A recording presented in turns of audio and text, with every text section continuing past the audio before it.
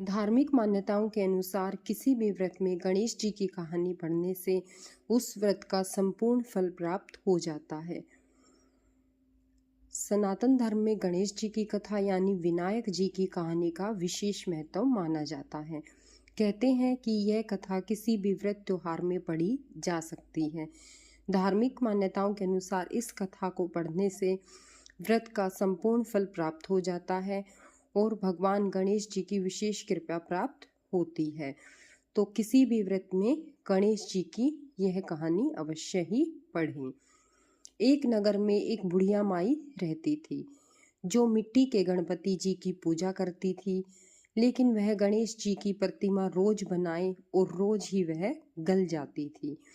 एक दिन उसके घर के पास एक सेठ का मकान बन रहा था।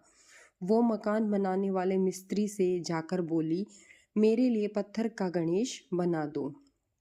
मिस्त्री बोले, माई, जितने में हम तेरा पत्थर का गणेश घड़ेंगे उतने में तो हम अपनी दीवार ना चिन लेंगे।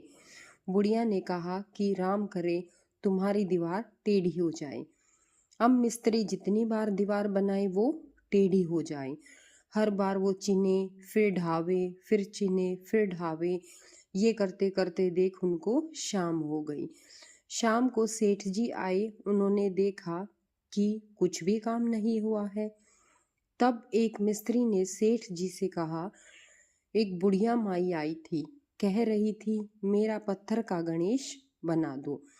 हमने मना कर दिया तो उसने कहा कि तुम्हारी दीवार टेढ़ी हो जाए।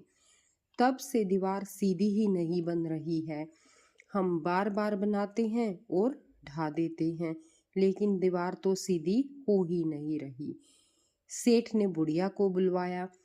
कहा, माई, हम तेरे लिए सोने का गणेश घड़ देंगे, बस हमारी दीवार को सीधी कर दो।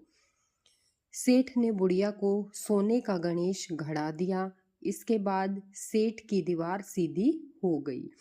हे विनायक भगवान, हे गणेश भगवान, जैसे सेठ जी की दीवार सीधी की वैसी ही सबकी करना और सबका मंगल करना।